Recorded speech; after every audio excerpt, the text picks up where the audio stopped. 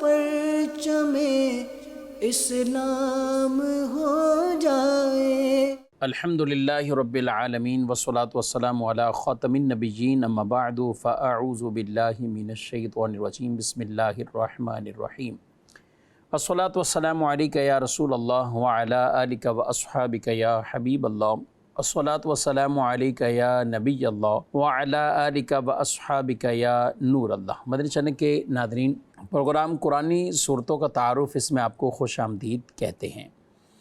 اللہ رب العالمین ہم سب کو قرآن مجید پڑھنے، سمجھنے اور اس پر عمل پیرا ہونے کی توفیق عطا فرمائے۔ ہمارے پیارے نبی صلی اللہ علیہ وآلہ وسلم کا فرمان عظمت عالی شان ہے کہ جب جمعرات کا دن آتا ہے تو فرشتے نازل ہوتے ہیں کہ جن کے پاس سونے کے قلم اور چاندی کے کاغذ موجود ہوتے ہیں، اور وہ لکھتے ہیں کون یوم جمعرات اور شب جمعہ کثرت سے رسول اللہ صلی اللہ علیہ وسلم پر درود پڑھتا ہے۔ درود شریف پڑھتے رہنا چاہیے اور کثرت کرنی چاہیے۔ اللہ عمل کی توفیق دے۔ صلو علی الحبیب صلی اللہ تعالی علی محمد صلی اللہ علیہ وآلہ وسلم۔ ناظرین کرام، قرآن مجید فرقان حمید کی صورتوں کے حوالے سے یہ پروگرام جاری ہے، اور آج یہ سلسلہ سورۃ القاریعہ تک پہنچا ہے۔ سورۃ القاریعہ یہ سورہ مبارکہ مکی صورت ہے، مکہ مکرمہ میں نازل ہوئی، اور ترتیب نزول کے اعتبار سے یہ سورہ مبارکہ 30 نمبر پر ہے، اور ترتیب تلاوت کے اعتبار سے 101 نمبر پر یہ سورہ مبارکہ ہے۔ 30ویں پارے میں آیتیں اس کی 11 ہیں، اور قاریہ کا معنی ہی دل دہلا دینے والی، اور اس صورت میں چونکہ ابتدا میں ہی یہ لفظ موجود ہے، اسی مناسبت سے اس کا نام سورہ قاریعہ۔ سورہ قاریعہ کے حوالے سے کہ اس میں قیامت کی دہشت، ہولناکیاں، ان کو اس میں بیان فرمایا گیا ہے، اور پھر ساتھ ساتھ یہ کہ ترازو کا ذکر ہوا۔ پلڑے جس کے بھاری ہوں گے ان کے لیے تو عیش کی زندگی یعنی جنت ہے ان کے لیے، اور جن کے پلڑوں میں کمی رہی اور ان کے لیے پھر کیا عذابات ہوں گے، اور جہنم اور دوزخ کے عذاب، یعنی مراد اس میں ایمان والوں اور مد مقابل کفار، ان کا ذکر کرنا مقصود ہے۔ تو اس بھی کچھ ڈیٹیل تفصیل انشاءاللہ ہم اس کی سماعت کریں گے۔ اولاً سورہ مبارکہ کا ترجمہ ہم سماعت کرتے ہیں۔ اللہ پاک ارشاد فرماتا ہے، القاریعہ، وہ دل دہلا دینے والی۔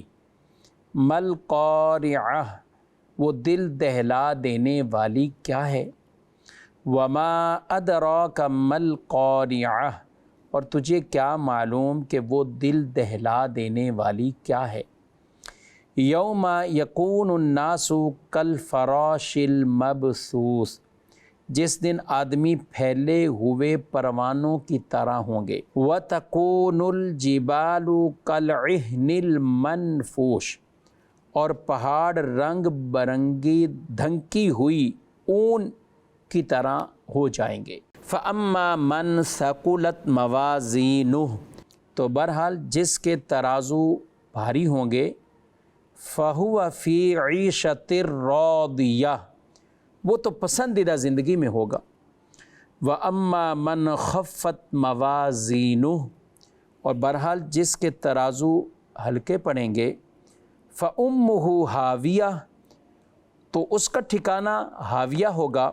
وَمَا أَدْرَاكَ مَا هِيَ، اور تجھے کیا معلوم کہ وہ کیا ہے؟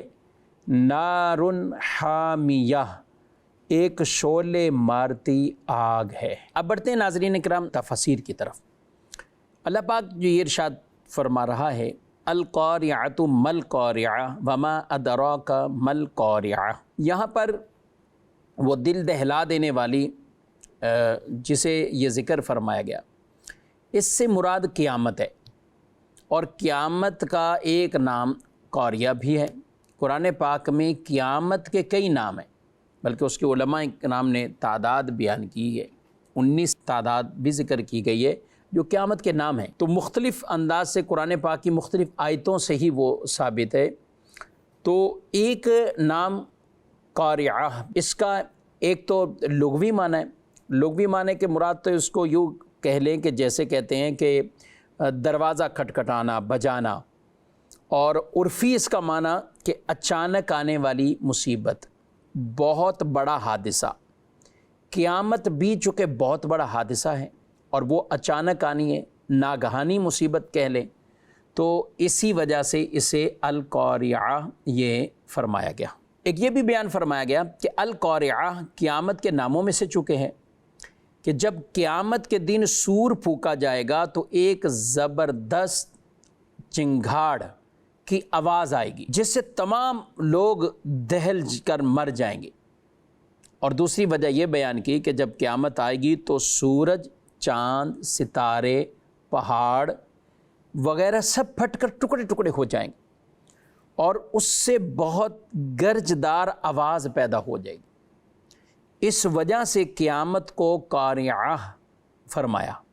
تیسری وجہ بیان کی کہ قیامت کے دن جب آسمان پھٹ کر ٹکڑے ٹکڑے ہوں گے، سورج اور چاند کو لپیٹ دیا جائے گا، ستارے جھڑ جائیں گے، پہاڑ دھنکی ہوئی رنگ برنگی اون کی طرح ریزہ ریزہ ہو کر اڑ رہے ہوں گے، تو لوگ مارے خوف اور دہشت کے دہل رہے ہوں گے، اور اس وجہ سے قاریہ فرمائے۔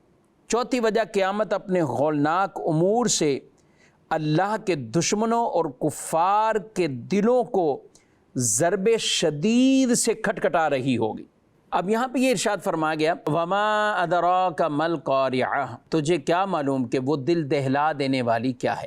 یہاں جو فرمایا کہ آپ کو کیا معلوم، اس سے مراد یہ ہے کہ اللہ وحی کے بغیر آپ اس حوالے سے نہیں جانتے، اللہ کے بتائے بغیر آپ نہیں جانتے، یعنی یہاں مطلق نہیں کہ آپ کو قیامت کے بارے میں پتہ ہی نہیں، ورنہ تو کئی ایسی حدیث ہے جس میں خود احوال قیامت رسول اللہ صلی اللہ علیہ وسلم نے بیان کیا۔ اور کبھی تو یہ جملے ایسے ہوتے ہیں کہ جو اس چیز کی شان، اہمیت یا اس کی ایک اپنی ہیبت کو بیان کرنے کے لیے وہ کلام فرمایا جاتا ہے، اور اگر اسے نفی علم میں لیں، یعنی علم کی نفی ہے، تو اس سے مراد وحی کے بغیر علم کی نفی ہے۔ اور ہمارا عقیدہ ایمان یہی ہے کہ اللہ پاک نے اپنے نبی صلی اللہ علیہ وسلم کو علم عطا فرمایا۔ حضور کا علم عطائی ہے، ذاتی نہیں، ذاتی علم اللہ رب العالمین کا۔ تو یوں کہیں گے کہ مطلق علم کی نفی نہیں، بلکہ وحی کے بغیر آپ قیامت کی ہولناکیوں کو نہیں جانتے، ہاں اللہ نے آپ کو یہ علم دیا۔ آگے فرمایا یوم یکون الناس کالفراش المبثوث، جس دن آدمی پھیلے ہوئے پروانوں کی طرح ہوں گے۔ یہاں یہ کہ جب قبروں سے اٹھائے جائیں گے تو انسان تو وہاں ایسے کہ جو پروانے ہیں، کوئی ادھر گر رہا ہے تو کوئی ادھر گر رہا ہے، یہ ان کی کیفیت ہوگی۔ تو یہاں اس چیز کو بیان فرمایا، اور اسے اور بھی قرآن پاک میں ایک اور مقام پر بھی اللہ پاک ارشاد فرماتا ہے یوم یدعو الداعی الی شیء نکر خش عن ابصارهم یخرجون من الاجداث کأنہم جراد منتشر، جس دن پکارنے والا ایک سخت انجان بات کی طرف بلائے گا تو ان کی آنکھیں نیچے جھکی ہوں گی، قبروں سے یوں نکلیں گے گویا وہ پھیلی ہوئی ٹڈیاں۔ تو مطلب مخلوق کی کثرت ہوگی، اور ان کثرت کی وجہ سے انہیں ٹڈیوں سے تشبیہ دی گئی کہ یہ بھی جہاں ہوتے ہیں تو ان کے پورے گویا جن کے جن اور لشکر کے لشکر کہہ لیں، تو اس لیے ان کو ٹڈیوں سے تشبیہ دی گئی۔ آگے فرمایا وَتَكُونُ الْجِبَالُ كَالْعِهْنِ الْمَنْفُوشِ، اور پہاڑ رنگ برنگی دھنکی ہوئی اون کی طرح ہو جائیں گے، دھنکی ہوئی اون کی طرح ہو جائے گی۔ یعنی یہ اس دل دہلا دینے والی اس آواز اور کیفیت کو کہ پہاڑوں کی کیفیت، اور پہاڑ مختلف کلر، یہ قرآن پاک میں بھی اسے بیان فرمایا گیا، اور پہاڑوں کے مختلف حصے ہیں، سفید اور سرخ، اور ان کے رنگ مختلف اور بہت گہرے سیاہ، یہ بھی مختلف اسے قرآن پاک میں جیسے بیان فرمایا وَمِنَ الْجِبَالِ جُدَدٌ بِيضٌ وَحُمْرٌ مُخْتَلِفٌ أَلْوَانُهَا وَغَرَابِيبُ السُّودُ، اور پہاڑوں کے مختلف حصے ہیں، سفید اور سرخ، اور ان کے رنگ مختلف ہیں اور بہت گہرے سیاہ، یعنی پہاڑوں کے حالات مختلف ہو جائیں گے۔ یہ کب کیا قرب قیامت۔ اچھا ایک حال کے بارے میں خود قرآن نے یہ بھی بیان فرمایا وَحُمِلَتِ الْأَرْضُ وَالْجِبَالُ فَدُّكَّتَا دَكَّةً وَاحِدَةً، اور زمینوں کو اور پہاڑوں کو اٹھا لیا جائے گا اور ایک ضرب میں ان کے ٹکڑے ٹکڑے کر دیے جائیں گے، ایک ضرب میں ان کے ٹکڑے ٹکڑے کر دیے جائیں گے۔ دوسری آیت میں فرمایا وَتَرَى الْجِبَالَ تَحْسَبُهَا جَامِدَةً وَهِيَ تَمُرُّ مَرَّ السَّحَابِ، اور اے مخاطب تم پہاڑوں کو دیکھ کر اپنی جگہ جمع ہوا خیال کرتے ہو، حالانکہ قیامت کے دن تو وہ بادلوں کی طرح اڑ رہے ہوں گے، یعنی پہاڑ اڑ رہے ہوں گے۔ اور تیسری بات فرمایا یوم ترجف الارض والجبال وکانت الجبال کثیبا مہیلا، قیامت کے دن زمینیں اور پہاڑ تھر تھرائیں گے اور پہاڑ ریت کے ٹیلے ہو جائیں گے، یعنی مختلف یہ کیفیات بیان کی ہیں۔ اللہ اکبر۔ ناظرین کرام، یہ قیامت کی اس دہشت کو بیان کرنا یہاں پہ مقصود ہے کہ کیا ہوگا، اور مختلف آپ آیتیں پڑھتے جائیں قیامت کے بارے میں، چاہے سورہ زلزال ہے اور اسی طرح اور بھی جو قرآن پاک کی، بلکہ میں بات کروں کہ عمومی جو مکی صورتیں ہیں اس میں قیامت، حشر، نشر پر بہت کلام ہوا ہے۔ اللہ پاک نے اسی پر آیتوں کو نازل فرمایا کہ قیامت کے دن ہونا کیا ہے، قیامت کے دن کیفیت کیا ہوگی۔ اور چونکہ بیسک کفار ان چیزوں کا انکار کرتے تھے، کفار مرنے کا کوئی انکار نہیں کرتا، آج بھی کافر مرنے کا انکار نہیں کرتے، وہ کہتے ہیں موت آنی ہے، لیکن وہ کیا کہتے ہیں، اس کو ظاہری اسباب کی طرف پھیر دیتے۔ ٹھیک ہے، یہ فلاں چیز کا مرض تھا، مر گیا، اس کو فلاں اس کا عضو ڈیمیج تھا، مر گیا، ایکسیڈنٹ ہوا، ختم ہو گیا۔ اچھا ہم بھی یہی کہتے ہیں، ٹھیک ہے، کیا کبھی کسی کے انتقال پہ جائیں، کیا ہوا، خیریت کیا تھی، مرض تھے، بیمار تھے، وہ ظاہری اسباب ہیں۔ لیکن مسلمان کا ایک عقیدہ، نظریہ وہ یہ ہے کہ اس ظاہری سبب کی وجہ سے تو موت ہوئی ہے، مگر حقیقی یہ ہے کہ اللہ پاک نے جتنی زندگی مقدر فرمائی تھی وہ جی لیا، اور جب وقت آنا ہے موت کا تو اس وقت یہ ختم ہو جانا ہے، اس وقت یہ ختم ہونا ہے۔ قُلْ إِنَّ الْمَوْتَ الَّذِي تَفِرُّونَ مِنْهُ فَإِنَّهُ مُلَاقِيكُمْ، یہ فرمایا گیا کہ بے شک وہ موت جس سے تم بھاگتے ہو وہ تم سے ضرور ملے گی، اور پھر اس کے بعد بھی تمہیں لوٹا دیا جائے گا اللہ رب العالمین کی طرف، یعنی تمہیں اٹھایا بھی جائے گا۔ قیامت، حشر، نشر، یہ سب واقع ہونے۔ تو موت کا انکار کفار بھی نہیں کرتے، وہ مانتے ہیں کہ ایکسپائر ہونا ہے، ختم ہونا ہے، لیکن مسلمان اور اس کے درمیان یہ پورے ایک نظریہ اور عقیدے کا فرق ہے۔ ہم کہتے ہیں اللہ کی طرف سے موت آئی اس وقت، اور جو اس کے لیے مقدر ہے اس سے نہ ایک گھڑی آگے اور نہ ایک گھڑی پیچھے، نہ اس سے پہلے اور نہ اس کے بعد، یہ موت ہے، یہ موت واقع ہونی ہے، اور اس طرح مرنا انسان نے۔ تو کفار وہ تو ویسے کہتے ایکسپائر۔ اچھا پھر انہوں نے کہا کہ جب ہم سے پہلے، صدیوں پہلے لوگ مر گئے، قبروں میں ادھر ادھر چلے گئے، تو ان کے ساتھ کیا ہوا، یہ کون سی قیامت آنی ہے، کون سا ایسا ہونا ہے؟ تو اس لیے وہ ان چیزوں سے انکار کرنے لگے کہ جب مر گیا بندہ پھر کیسے اٹھا لیا جائے گا۔ تو بیسک جو مکی صورتوں کے اندر ہمیں یہ مضمون ملتا ہے کہ انہوں نے سرے سے ان چیزوں کا انکار کر دیا کہ مرنے کے بعد ہو ہی نہیں سکتا کہ اسے دوبارہ جان پڑے یا دوبارہ اٹھایا جائے، ایسا نہیں ہو سکتا۔ تو نبی کریم علیہ السلام نے یہ قیامت کے وقوع کے حوالے سے، اور قرآن میں دیکھیں جگہ جگہ قیامت کے وقوع کے حوالے سے اللہ پاک نے آیتوں کو نازل فرمایا، بلکہ مکی صورتوں کے مرکزی مضمون اگر ہم دیکھتے ہیں تو اس میں حشر، نشر، قیامت، یعنی توحید، رسالت کے بعد احکامات زیادہ نہیں ہیں۔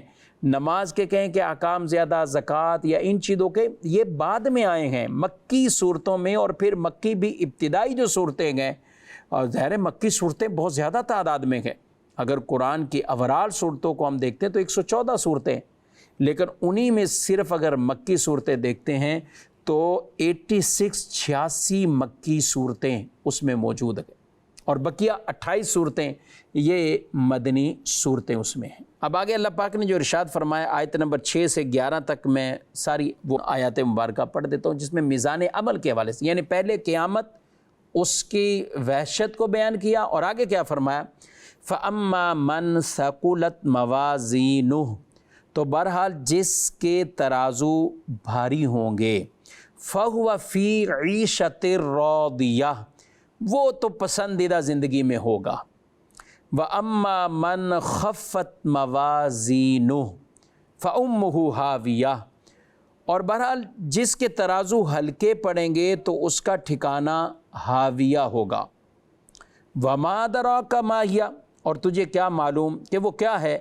نَارٌ حَامِيَةٌ، ایک شعلے مارتی آگ ہے، ایک شعلے مارتی آگ ہے۔ قیامت کے احوال کو ذکر کرنے کے بعد یہاں گویا کہ مخلوق کی دو طرح کی قسمیں بن جائیں گی۔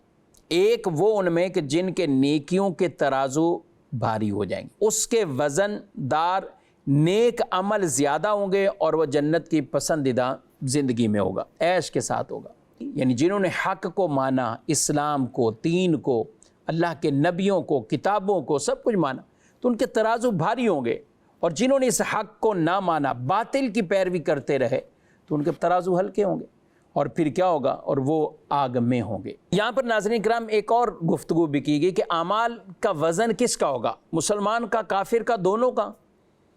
تو یہاں کہا گیا ہے کہ مسلمان، ایک تفسیر تو یہ ہے کہ مسلمان کے جو اعمال ہیں انہیں ایک اچھی صورت میں لایا جائے گا، اچھی صورت میں وہ لایا جائے گا، اس سے میزان میں رکھا جائے گا، ترازو میں، اور وزن ہوگا۔ اور کفار ان کی برائیاں وہ بری صورت میں لا کر، بدترین صورت میں لا کر انہیں رکھا جائے گا، مسلمان کے لیے یہ اور کفار کے لیے یہ۔ اور یہ بھی کہا گیا بعد میں کہ اعمال نامے وزن یہ صرف مسلمانوں کے ہوں گے، کفار کے نہیں ہوں گے، وہ ڈائریکٹ ہی انہیں دوزخ میں وہ ڈال دیا جائے گا، کیونکہ ظاہر ہے ان کے پاس کوئی نیک عمل تو ہے نہیں، وہ جو کچھ بھی ہے وہ برائیاں ہی، سب وہی غالب ہے، تو وہ اسی طرف جائیں گے۔ ہاں، ایمان والوں میں سے جن کی نیکیاں گناہوں پر غالب آ گئیں تو اللہ اپنی رحمت سے جنت عطا فرمائے، اور جن کے گناہ غالب ہوئے تو پھر ان ایمان والوں کو بھی دوزخ میں بھیجا جائے گا، لیکن ہمیشہ کے لیے نہیں، بلکہ ایک خاص وقت کے لیے اپنی سزا بھگتنے کے لیے، سزا ان کو جو ملے گی، عذاب ملے گا، پھر جب اللہ چاہے گا تو اس سے نکال لیا جائے گا، یا اللہ شروع سے ہی اپنے فضل و کرم سے انہیں معاف فرما لے۔ اور مفسرین نے یہاں یہ بھی فرمایا ہے، کفار میں سے جنہیں اللہ تعالیٰ جلد دوزخ میں ڈالنا چاہتا ہے تو ان کا کوئی عمل، کوئی وزن نہیں ہوگا، انہیں ڈائریکٹ ہی دوزخ میں بھیج دیا جائے گا۔ لیکن عمومی طور پر جو کفار ہیں تو اس کے بارے میں یہ کہ وزن ہوگا، میزان حق ہے، والوزن یومئذ الحق، وزن ہوگا۔ تو جس طرح بعض ایمان والے بھی ایسے ہوں گے، نیکوکار ایسے ہوں گے جن کو حدیث میں بشارتیں دی کہ انہیں بلا حساب اللہ جنت عطا فرمائے گا، وزن کے بغیر حساب کتاب کے جنت انہیں عطا کرے گا۔ اسی طرح کچھ کفار ایسے ہوں گے جنہیں وزن کیے بغیر ہی دوزخ میں ڈال دیا جائے گا۔ لیکن تحقیق پوری اس حوالے سے کہ وزن ہوگا، عام نارمل مسلمانوں کے بھی ہوں گے، کفار کے بھی ہوں گے، اور اس میں مسلمانوں کے پلڑے جن کے بھاری ہوتے جائیں گے، اور وہ جنت کے اندر ہوں گے، عیش والی زندگی میں ہوں گے، اور کفار کا ظاہر ہے وہ ہلکا ہوگا، پلڑا اس میں کچھ ہوگا ہی نہیں، تو وہ دوزخ میں جائیں گے۔ اور پھر اسی طرح ہی جو بعض مسلمان ہوں گے اور ان کے گناہ جن کے غالب ہوں گے، جن کے گناہ غالب ہوں گے، تو وہ بھی اپنے اس ٹائم پیریڈ کے لیے دوزخ میں ڈالے جائیں گے۔ یاد رکھیں، کفر اور شرک کا گناہ اللہ معاف نہیں کرے گا۔ یہ نہیں کہے گا کہ قیامت کے دن اللہ رحم فرمائے تو ان کو بھی معاف کر دے، نہیں، انہیں یہ معاف نہیں کیا جائے گا۔ ہاں، کفر شرک کے علاوہ جو گناہ ہوتے ہیں وہ اللہ جس کے لیے جو چاہے اپنی رحمت سے معاف فرما دے، اور اگر سزا دے گناہ کبیرہ یا اس طرح گناہ غالب ہیں تو ہے ایمان والا، تو بالآخر بہرحال اسے دوزخ سے نکال لیا جائے گا اور اسے بھی جنت میں بھیج دیا جائے گا۔ لیکن اس کا یہ ہرگز مطلب نہیں ہے کہ کوئی آدمی گناہ کرے اور کہے کہ تھوڑی دیر کے لیے ڈالا جائے گا، کچھ عرصے کے لیے ڈالا جائے گا۔ کیا دنیا کی آگ میں اگر ہمیں کوئی کہے کہ اتنے بڑی بھی رقم لے لو، 5 منٹ کے لیے چلے جاؤ، کیا ہم جائیں گے؟ کبھی نہیں جائیں گے۔ کیوں؟ ہمیں پتہ ہے کہ نقصان پہنچے گا۔ تو جہنم کی آگ تو وہ ہے کہ جس کی تشبیہ کوئی دنیا کی آگ سے بنتی نہیں ہے، وہ کس قدر سخت ترین عذاب ہوگا۔ تو اس لیے کوئی بھی آدمی اپنے آپ کو یہ نہ سمجھے کہ تھوڑی عرصے کے لیے، بلکہ جو جہنم کے عذاب کو ہلکا سمجھتا ہے، تخفیف سمجھتا ہے، علماء نے اس کے لیے بڑے سخت احکامات بیان کیے کہ وہ عذاب بڑا عذاب ہے، اللہ کی گرفت اور پکڑ سے آدمی ڈرتا رہے اور رب کے فضل و کرم کا سوال کرتا رہے اور جنت میں جانے والے اعمال وہ بجا لاتا رہے۔ اب ناظرین کرام، کچھ اعمال ایسے ہوتے ہیں کہ جو پلڑے بھاری کر دیتے ہیں، جو پلڑے بھاری کرتے ہیں۔ جی ہاں، یہ ترازو ہے، یہ بہت بڑا ترازو ہوگا جو قیامت کے دن میزان عمل ترازو جسے اللہ رکھے گا۔ تو آج اگر بلا تشمیہ ہم بات کریں تو دنیا دار بڑے بڑے کانٹے وزن کرنے کے آلات تیار کر چکے ہیں اور اسے وزن پتہ چل جاتا ہے اس چیز کا وزن کتنا ہے۔ اچھا، آج سے اگر 100 سال پیچھے چلے جائیں، 200 سال پیچھے چلے جائیں تو کوئی بڑے وزن کے انتظام نہیں ہوتے تھے، وہ اس کو 1 بائی 1 کر کے ہی لوگ وزن کرتے تھے۔ لیکن آج اگر کسی ٹرک یا ٹریلر یا کسی کنٹینر یا کسی بڑی گاڑی کا وزن کرنا ہے تو بڑے بڑے کانٹے شہروں میں لگے ہوتے ہیں، ایک کلک کرنے سے اس کا وزن سامنے آ جائے گا۔ بڑی بڑی گاڑیوں کے، لوڈ گاڑیوں کے وزن سامنے نکل آتے۔ تو دنیا داروں نے اتنے جب بڑے بڑے کانٹے اور وزن کرنے کے آلات بنا لیے، اللہ رب العالمین تو احکم الحاکمین ہے، وہ رب تبارک و تعالیٰ وہ قیامت کے دن کتنا بڑا وہ میزان رکھے گا، جسے روایات میں کہا گیا زمین آسمان کی ساری چیزیں بھی اس میں رکھ دے تو اس کو نہیں بھر سکتی۔ ہاں، کچھ ایسے عمل ہیں جو میزان عمل کو بھر دیں گے، جیسے حضور علیہ الصلوۃ والسلام کی حدیث، بخاری شریف کی آخری حدیث ہے، 2 کلمے اللہ کو بڑے پسند ہے، زبان سے بڑے ہلکے ادا ہوتے ہیں اور میزان کو بھر دینے والے ہیں۔ میزان کو بھر، سبحان اللہ و بحمدہ، سبحان اللہ و بحمدہ، ہلکے زبان سے ادا ہوتے ہیں۔ تو یہ تسبیحات اپنی زبانوں پر رکھنی چاہیے۔ حسن اخلاق ایسا عمل ہے کہ جس کو بڑی اچھی صورت میں لا کر نام اعمال میں رکھا جائے، قیامت کے دن اس سے اعلیٰ کوئی اور اچھی صورت نہیں ہوگی۔ تو ہماری جتنی بھی نیکیاں انہیں مختلف اچھی صورتوں میں لا کر رکھا جائے گا۔ تو اس لیے نیک اعمال کرتے رہیں، برائیوں سے بچتے رہیں۔ سورۃ القاریہ کا یہی کچھ مضمون تھا، قیامت کی تیاری، آخرت کی تیاری، فکر آخرت۔ اللہ پاک ہمیں قرآن پڑھنے سمجھنے کی توفیق دے انشاءاللہ۔ اس کے بعد جو سورۃ المبارکہ ہے، سورۃ التکاثر، اس کا درس نیکسٹ پروگرام میں آپ سماعت کریں گے۔ اللہ پاک قرآن مجید کی تعلیمات پر عمل کی توفیق عطا فرمائے، آمین بجاہ النبی الامین صلی اللہ علیہ وسلم۔ یہی ہے آرزو تعلیم قرآن عام ہو جائے، ہر ایک پرچم سے اونچا پرچم اسلام ہو